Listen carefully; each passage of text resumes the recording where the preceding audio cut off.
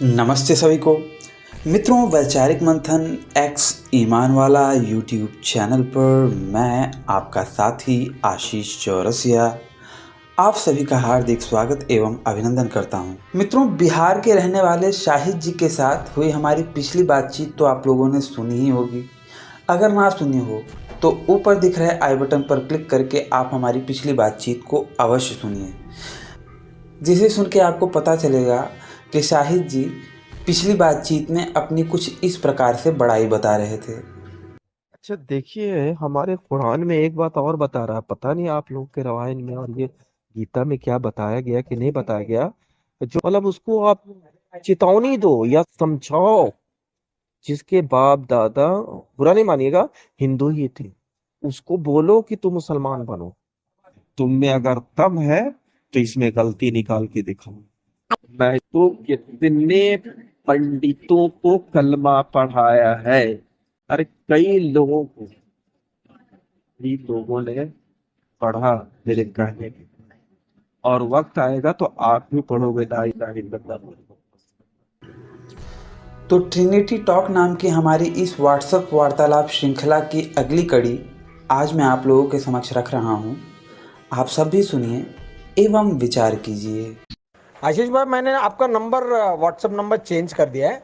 ठीक है, तो अभी आपको इसमें प्रॉब्लम नहीं होगा। अभी ये वाला जो आशीष आर्य 2 के नाम से मैंने डाला था पहले, उसको निकाल दिया है। अब सिर्फ आशीष आर्य बोल के डाला है। ठीक है ना? Okay, bye. आशीष भाई नमस्कार। आपका तो वो मैं देखा नहीं हूँ अभी, जो आप बोल रहे हैं भरवल्ली मैंने देखा है। मैं अभी चेक नहीं किया हूँ। और हम जो है ना बुखारी, तिरमिंदी और मुस्लिम शरीफ की सिर्फ हदीस को सच मानते हैं, क्योंकि ये लोग ना बड़े रिसर्च कर करके तब लिखे हैं। बाकी दूसरा कोई भी मुल्हानी, मुल्तानी, मुल्कानी, अल्तानी, सल्तानी ये सब किसी को नहीं मानते। अगर आप इमाम बुखारी की बता रहे हैं तो ज़रूर हम यकीन करेंगे। तिरमिंदी शरीफ का भी बता रहे हैं तो यकीन करेंगे। और मुस्लिम शरीफ का भी मैं यकीन करूँगा।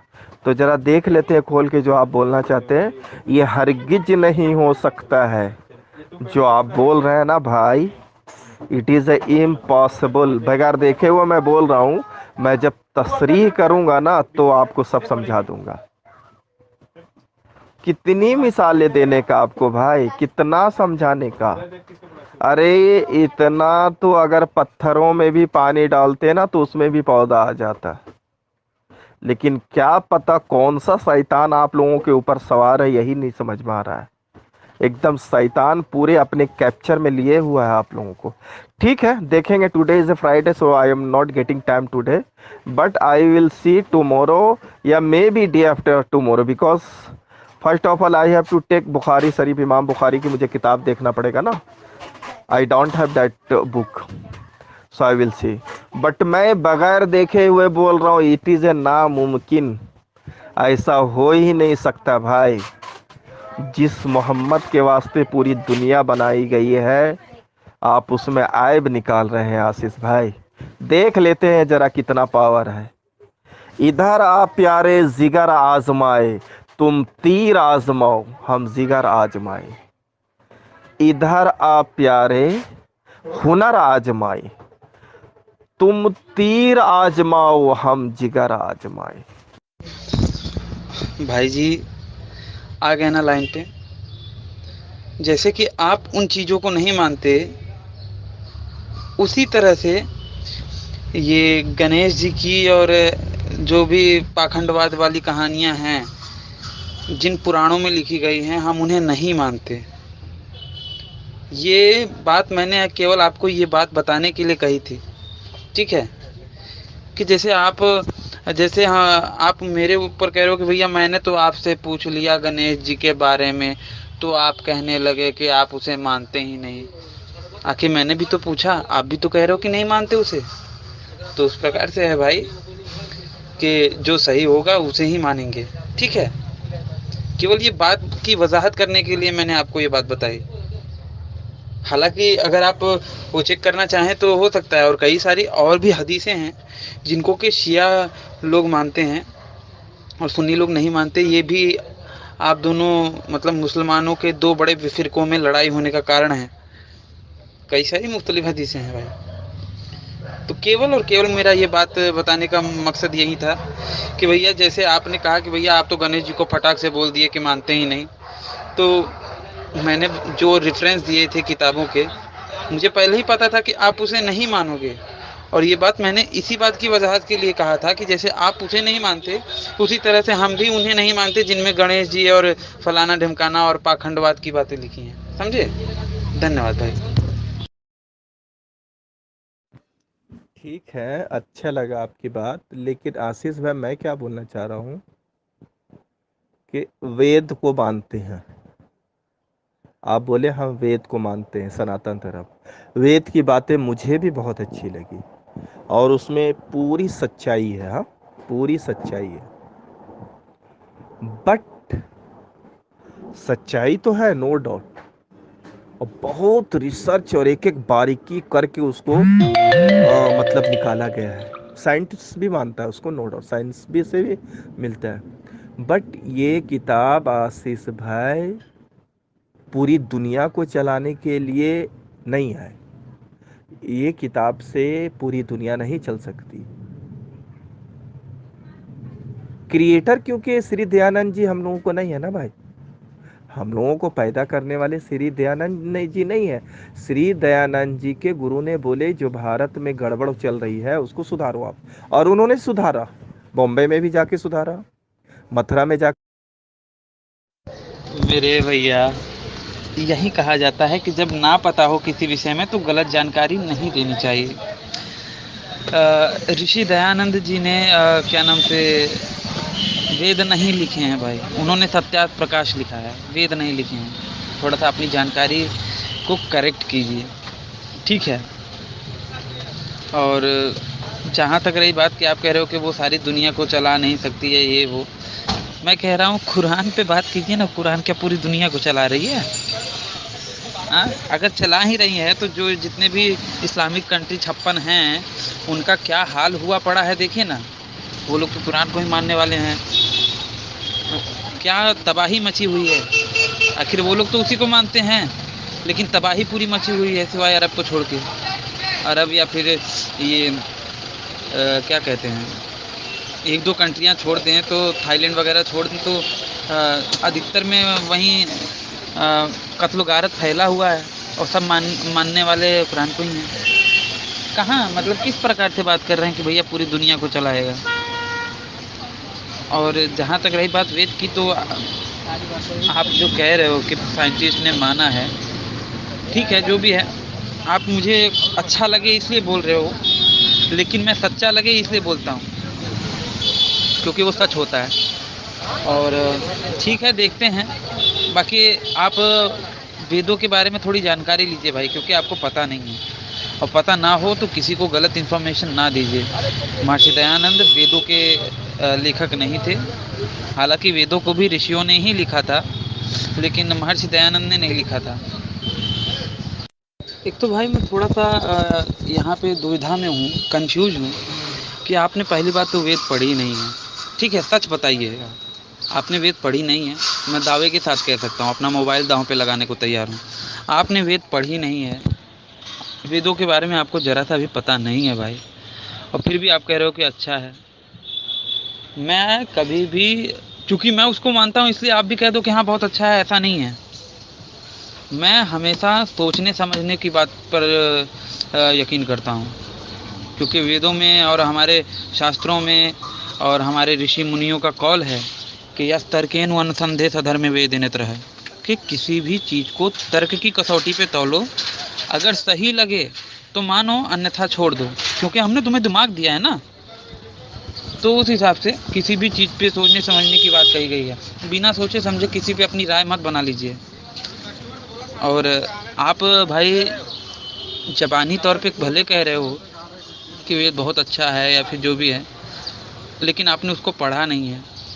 तो मेरा कहना यही है कि एक बार ज़्यादा कुछ नहीं तो सत्यार्थ प्रकाश ही पढ़ लीजिए, 13वां और 14वां समोल्लास पढ़ लीजिए, 13 और 14 चैप्टर पढ़ लीजिए, ज़्यादा कुछ मत पढ़िए।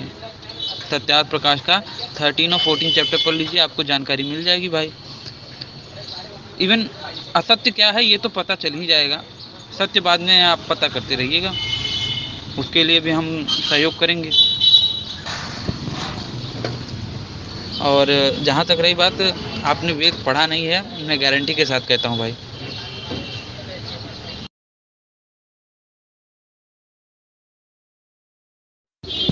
और शाहिद भाई जी, आप हर बार मैंने देखा है कि आप ब्रह्मा के ऊपर कहते रहते हैं कि आपके ब्रह्मा जी ने क्या किया, उन्होंने कैसे किया, उनका बताओ, वो कुछ बताएंगे, ब्रह्मा जी ने इसके बारे में कुछ बताया है। तो आपको बताना चाहूँगा भाई कि पहले तो ब्रह्मा को समझिए कि ब्रह्मा है क्या। ठीक है, ब्रह्मा ईश्वर का गुणवाचक नाम है।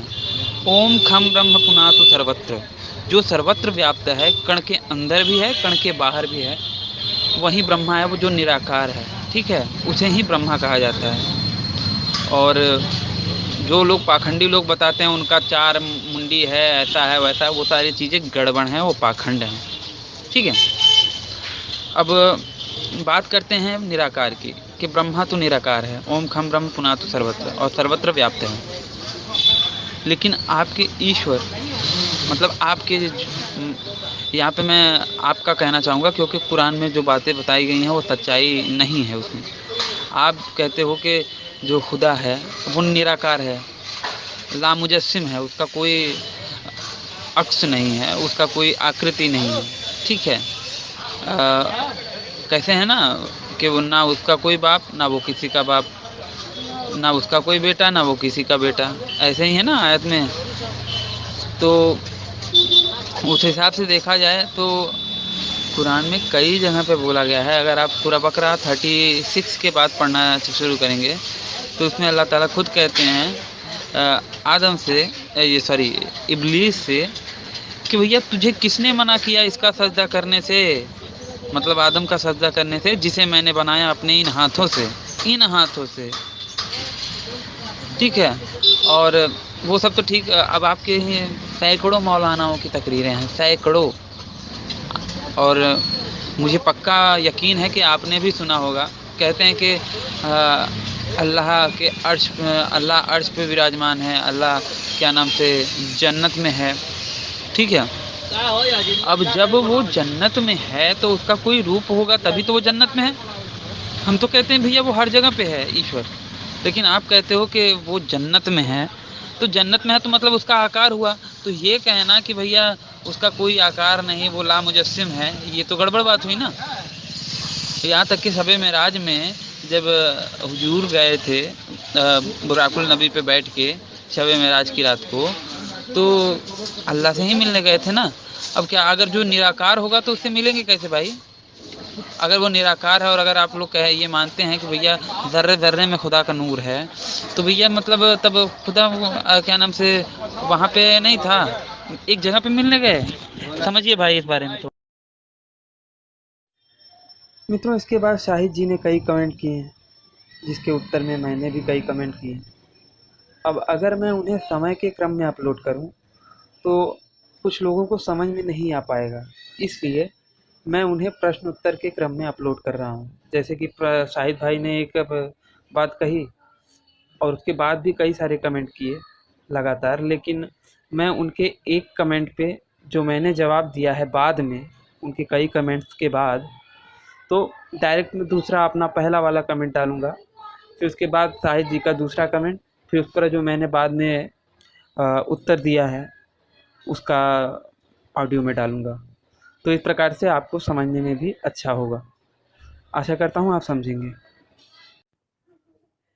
आशीष भाई, मैंने तो सच में वेद नहीं पढ़ा, लेकिन मैंने चरण भाई के बारे बार बार वेद के बारे जो बोल रहे थे ना, तो मैं वेद का मतलब जो है उच्चारण करने वाला, तो उसमें श्री दयानंद जी दिखा है, जो गुजरात में पैदा हुए थे और फिर आहिस्ता आहिस्ता उन्होंने उसकी माँ बहुत बड़ी भक्ति थी, तो वो शंकर जी के मूर्ति पे जो चूहा को चलते हुए देखा तो इनका दिमाग खराब हो गया श्री दयानंद जी को। तो तब से वो मानना छोड़ दिया। श्री शंकर जी बोला, माँ ये मट्टी की मूर्ति में मतलब कुछ है नहीं, फिर वो जब चले गए और इसी सच की तलाश में, जैसा आप बोल रहे हैं ना मुझे सच की तलाश, उस सच की तलाश में निकल पड़े, तो उसको हर जगह सिर्फ पाखंडी ही लोग नजर आया। तो बेचारे बहुत रोने लगे। फिर मदरा में जो अंधे थे उन्होंने उसको जो शिक्षा दी, तो मुझे ऐसा लगा कि वो वेद का ही शिक्षा दिया। इसलिए मैंने अभी तक डीप नहीं गया भाई। झूठ काहे के लिए बोले, जो झूठ नहीं बोलना चाहिए, हाँ? इन सब बातों में झूठ बोलना गलत बात है। और मुझे भी वो बातें पसंद नहीं है। जो मुझे अच्छा लगे वो बोले, वो तो चपलौसी हो गया ना भैया। सच्चा लगे वो बोले। तो मैं वो शो करना चाह रहा था कि जैसे श्री दयानंद जी अगर वेद लिखे हैं तो अच्छी बातें लिखी हुई है, लेकिन वो पूरी दुनिया को चलाने के लिए वो किताब नहीं। सो मेरा कहा, जैसे महात्मा गांधी ने बहुत सारी अच्छी बातें लिखी हैं, शेक्सपियर ने भी बहुत अच्छी बातें लिखे हैं, लेकिन ये दुनिया को चलाने वाली बात नहीं है। और मैं गवाह, क्या प्रूफ और यकीन है हमारे कि ये जो हमारे कुरान है यही पूरी दुनिया को चलाने वाली किताब है। आप जिस नजरिया से कुरान को देखते हैं ना भाई, आप बोलते 56 कंट्री क्यों बर्बाद है, तो ये उन लोगों के लिए है जो बाज़ाहिर, एक बात मैंने बोला था ना आपको कि सबसे अच्छा मजहब इस्लाम और सबसे आजकल बदतमीज जो है मुसलमान हो गए हैं। तो जो इनको छोड़ के चल रहे हैं ना वही बर्बाद है, और जो इसको पकड़ कर चलेगा ना आशीष भाई, आपके निगाहों के सामने रहेगा। आप पूरी ताकत लगा दीजिएगा उसको मारने के लिए, उसको कोई कुछ नहीं बिगाड़ पाएगा। जो एकदम सच में कुरान को लेकर चलेगा और अल्लाह की हुक्म को मानेगा, ये मेरा यकीन है। आप जो भी कहें। आप बोलते हैं साहब कि मुझे ये चीज़ नहीं समझ में आया, अल्लाह हर जगह पे है, तो रसूल को वहीं क्यों बुलाया? भाई उनको सातवें आसमान पे दिखाने के लिए बुलाया कि ये देखो पहले आसमान, दूसरा आसमान, तीसरा आसमान, चौथा आसमान में ईसा अलैहिस्सलाम है, और पांचवा आसमान, छठा आसमान, सातवां, उसका जायजा लेने के लिए, रसूल को जायजा लेने के लिए उनको बुलाया। फिर उसको दोज़ख दिखाने के लिए बुलाया, जहन्नम, फिर जन्नत दिखाने के लिए, क्योंकि मनुष्य है ना, मनुष्य दिमाग लगाएगा ना भाई कि ये सब फालतू बातें हैं। तो इसके लिए कि तुम गवाह रहना मोहम्मद कि तुमने अपने आंखों से जन्नत देखा। अभी चरण भाई कैसे बोलते हैं मुझे बार बार, ए कोई जन्नत नहीं है शाहिद, ये तुम्हारा धोखा है। हट, कोई जन्नत नहीं है शाहिद, तुम्हारा धोखा है, ये सोने का बंगला, ये हूर है। तो इन सब को मोहम्मद को दिखाया गया, और क्योंकि हम लोग उसको नबी भी मानते हैं तो उसकी एक बात का तो हम इनकार नहीं कर सकते। अब वो देख का आया नहीं देख का आया वो अलग बात है, लेकिन चूंकि वो मेरा नबी है, हम उसको जब मान लिया नबी तो उनके हर बातों को मानेंगे।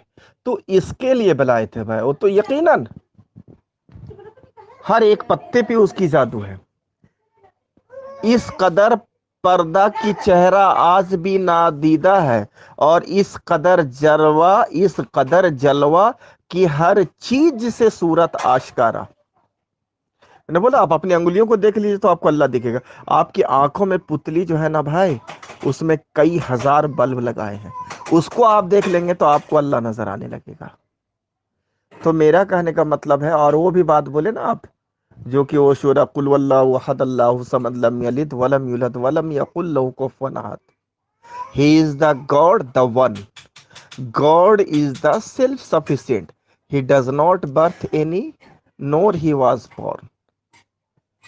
अल्लाह एक है और वो हर चीज पे कादिर है, और ना कोई उसका औलाद है और ना वो किसी का औलाद है, और वो हमेशा से हमेशा तक है, जिस तरीका से एक से पहले कोई गिनती नहीं होती। भैया तो जो लोग कहते हैं कि भैया मोहम्मद साहब अल्लाह से मिल के आए थे शब मेराज के दिन, शब मेराज की रात को, तो क्या वो गलत है? जो जितने भी मौलाना लोग ये तकरीर करते हैं कि वो अल्लाह से मिल के आए थे, ये बात गलत है ना? क्योंकि अल्लाह तो निराकार है, और अगर मिल के आए थे तो मतलब कुछ तो शरीर होगा उसका, है ना? जब खालिद बिन वलीद रोम के सामने आया ना तो इन लोग कुछ 3000 थे, और सामने का फौज कम से कम 2 लाख थी। तो इनके जो सब सिपाही लोग थे वो घबरा गए कि सामने की फौज तो 2 लाख है, और सिपा सलार खालिद बिन वलीद था। भले आप नहीं मानिए लेकिन हमारी किताबों में लिखा, आप रिसर्च करके देख सकते हैं कि वो इनका खालिद बिन वलीद। तो क्या बोले वो जानते हैं? बोले मैं तन्हा 1 लाख पे भारी हूँ, कसम खुदा की जिसके कब्जे में मेरी जान है, मैं अकेला इन लाख हजार की बात नहीं कर रहा हूँ, 10,000 की बात नहीं कर रहा हूँ, 1 लाख पे भारी हूँ और वो रोम की जंग जीती और इस्लाम का परचम वहाँ बुलंद हुआ और जो दमिश्क और कुस्तिनतुनिया है वो मुसलमानों के अंदर में आ गया। कुस्तिनतुनिया एक क्यून थी उस देश की, एक रानी, मतलब वहाँ की सब बहुत सारी प्रॉपर्टी थी, वहाँ पे मेन जगह था, जैसे हांगकांग कैसे हो गया वैसा। तो उस तरीका से उन्होंने कुस्तिनतुनिया पे। तो ये सच्चे एक इंसान की ताकत है। आप जो बोलते हैं ना परेशान, परेशान तो अपनी करनी से है मुसलमान। जिस दिन वो सच्चे तरीका से उतर जाएगा ना, पूरी दुनिया तो क्या, उसकी पहाड़, जमीन, आसमान, अरिंद परिंद चरिंद सब गुलाम बन जाएगा। शेर भी उसको आके सलामी मारेगा। जी हाँ भाई, और तारीख गवाह है भाई, ऐसे कई कांड हुए। हमारे हिंदुस्तान में ही हुआ है। एक तन्हा आकर सारे राक्षसों और देवों को सत्यानाश करके रख दिया है। हाजी मलंग सबाबा कल्याण में। अब आप मानिए नहीं मानिए वो अलग सी बात है, लेकिन है ना तारीख ऐसा। एक ख्वाजा गरीब नवाज में आकर 90 लाख मुसलमान बना देना, जिस वक्त राजपूतों से लोग थर थर कांपते थे, उस दौर में बना देना। तो ये एक एक लोग ने ऐसा करके दिखाया। हाँ, तो ये है उनके मजहब की ताकत। नहीं तो आज पूरी दुनिया में नहीं छा सकता था। It is impossible. कोई मजहब में इतना दम नहीं रहा सिवाय इस्लाम को छोड़कर। भैया मैंने इसे पूरा नहीं सुना है, बस थोड़ा सा ही सुन गया, जान गया कि आप वहीं फिर हवा हवाई बात करोगे। अगर आपकी बात सच है तो किसी हिस्ट्री की किताब से इसका प्रमाण दीजिए, ठीक है? तब तो उस पर बात करूंगा, नहीं तो केवल आप ख्याली पुलाव बताएंगे मुझे तो वो थोड़ी ना बात मानी जाएगी भाई। अब आपके इससे पहले वाले कमेंट पे ही मैं ध्यान दूंगा और उस पर बात करूंगा। ये आपको एक और प्रमाण दे रहा हूँ कुरान से, सूरा नंबर 77 आयत नंबर 22 और 23। वहाँ पे आप अगर देखेंगे तो वहाँ पे बोला गया है कि वो जो क़यामत के दिन जो बंदे होंगे वो अपने अल्लाह का चेहरा देखेंगे। भैया जिसका चेहरा होगा तो वो निराकार तो नहीं हो सकता ना, लामुजस्सिम तो हो नहीं सकता। वो मुजस्सिम है, उसका आकार है, उसका साइज है। ये कुरान इस बात की बात तस्दीक कर रही है। तो यहाँ पे तो दो दो बातें आ रही हैं भाई कुरान में ही। एक तरफ तो कहते हैं वो निराकार है, दूसरी तरफ ऐसी बात बताई है जिससे पता चल रहा है कि भाई उसका साइज है, उसका आकार है, उसका सूरत है। तभी तो निहार रहे हैं, तभी तो देखेंगे। हाँ आशीष भाई, उस वक्त मैं नमाज के बाद मैं चला गया था मार्केट, तो मैंने आपका जवाब नहीं दे पाया। भाई सबसे पहले तो हम आपको ये बोलना चाहेंगे कि आप जो दिमाग लगा रहे हो ना आशीष भाई, गलतियां निकालने का, उसको तो सबसे पहले आप दिमाग से हटा दीजिए, पहली बात। दूसरी बात हम ये बोलना चाहेंगे कि लाखों नहीं करोड़ों लोग जो है ना रिसर्च करके मुसलमान बने हैं। पता है हम मुसलमान जो हिंदुस्तान के हैं वो पहले गैर कौम वाले ही थे। ऐसे कई लोग महाराष्ट्र में भी ना 50% लोग जो मुसलमान बने हैं ना वो पहले हिंदू थे। आप इसको कहाँ तक मानते हैं? अभी भी कई हिंदू भाई बोलते हैं कि तुम लोग को तो हिंदू तो पहले आज मुसलमान बने हो। तो ये सब जो है ना रिसर्च करके बने हैं। अच्छा, दूसरी बात आप ये बोले कि ये हवा हवाई की बात, तो आप देखो ना भाई रिसर्च में करके, खालिद बिन वलीद क्या थे? ये इस्लाम का बहुत बड़ा दुश्मन थे। बाद में ये मुसलमान बनकर ईरान को हराया कि नहीं हराया? और वहाँ का जो किसरा जो महल का ताज था वो हासिल किया कि नहीं आया? हम बोलेंगे तो अलग बात, आप तो नेट पे देख सकते हैं ना साहब रिसर्च करके। तो अगर ये हवा हवाई की बात है तो फिर नेट पे कैसे दिया? अच्छा चलो इसको भी आप झूठ बना दो, क्योंकि आप तो हर बात को झूठ मानने की एक आदत है आपकी। तो जिसके बारे आप हिंदा के बारे बोले, आप खुद ही बोले कि उसका हिस्टोरी में नाम आता है और ये मुसलमान का बहुत कट्टर दुश्मन रही, और बाद में खुद तीसरी बीवी बन गई, मुसलमान बन गई। चलो ये भी झूठ, ये भी हवा हवाई की बात आपके हिसाब से, बल्कि जबकि सब ये सब सच बात है। हाँ, लेकिन आपके हिसाब से भी आपका जो हिंदुस्तान में आके अजमेर में जो ख्वाजा गरीब नवाज आए, जो परसों आपके जात वाले मोहन भाई गए हुए, बात कीजिएगा क्या? उसका नंबर दूं मैं अभी, या कॉन्फ्रेंस में बात कराऊं अभी आपसे, या कल सुबह बात करेंगे उससे? तो ये भी हवा हवाई बात।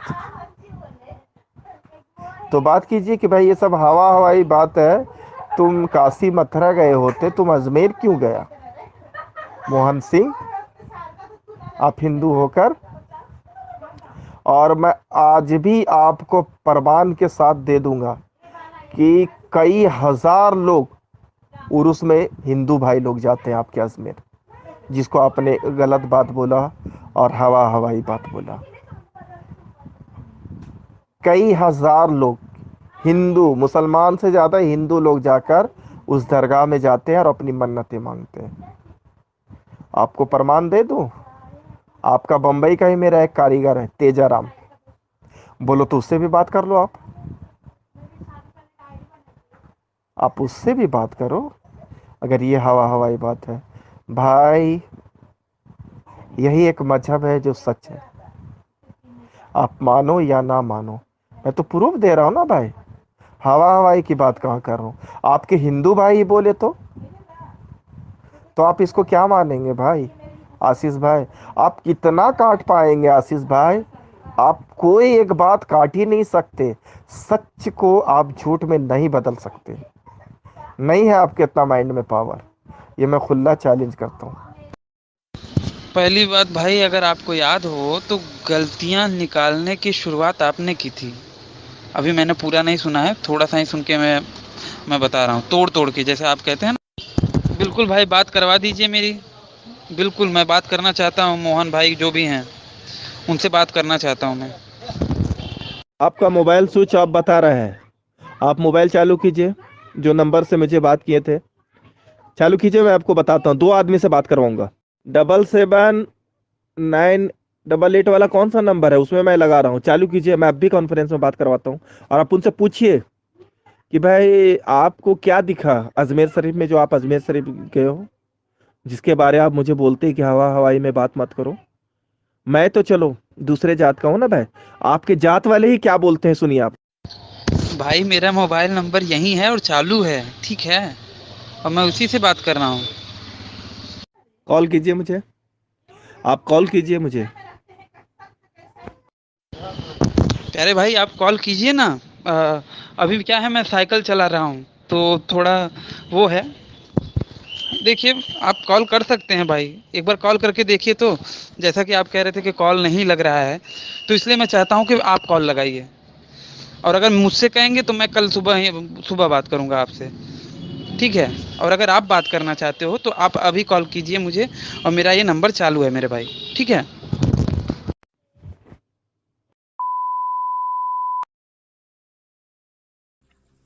तो बस मित्रों, आज का हमारा ये वीडियो यहीं पे समाप्त होता है। अगर ये बातचीत आप लोगों को पसंद आई हो तो इसे कम से कम 5 मिनट का समाधान देते हुए अपने मित्र मंडली में शेयर अवश्य करें। हो सकता है आपके एक शेयर से हमारा कोई भाई या बहन इनकी सच्चाई से अवगत हो जाए और भटकने से बच जाए।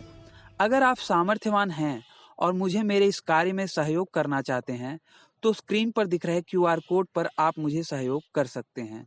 और अंत में चलते चलते आपसे यही निवेदन करना चाहूँगा कि देखिए, बाकियों के लिए तो जन्नत और जहन्नुम है, परंतु आपको पुनः इसी धरती पर आना है। तो इस धरती माँ की रक्षा के लिए अपने जीवन काल में प्रतिवर्ष एक पेड़ अवश्य लगाएं। इस वीडियो को अंत तक देखने के लिए आप सबका बहुत बहुत धन्यवाद। नमस्ते जी, जय श्री राम, हर हर महादेव, जय माँ भारती। आप ऐसे बात बोलिए। मेरा नाम अब्दुल्ला खान है, मैं एक मुस्लिम लड़का। ठीक है, उसमें मेरी गलती नहीं है ना। सुनिए भाई, बात सीरियसली कर रहा, आप मजाक में मत लीजिए। नहीं भाई, मैं सच कह रहा हूँ। मैं बात नहीं करूँगा। नहीं बिल्कुल, जो मजाक करे उसकी ऐसी तैसी, यार कौन मजाक कर रहा है। हाँ, आप ऐसे बात बोलिए। मेरा नाम अब्दुल्ला खान है, मैं एक मुस्लिम लड़का। ठीक है, उसमें मेरी गलती नहीं है ना। सुनिए भाई, बात सीरियसली कर रहा, आप मजाक में मत लीजिए। नहीं भाई, मैं सच कह रहा हूँ। मैं बात नहीं करूँगा। नहीं बिल्कुल, जो मजाक करे उसकी ऐसी तैसी, यार कौन मजाक कर रहा है। मैं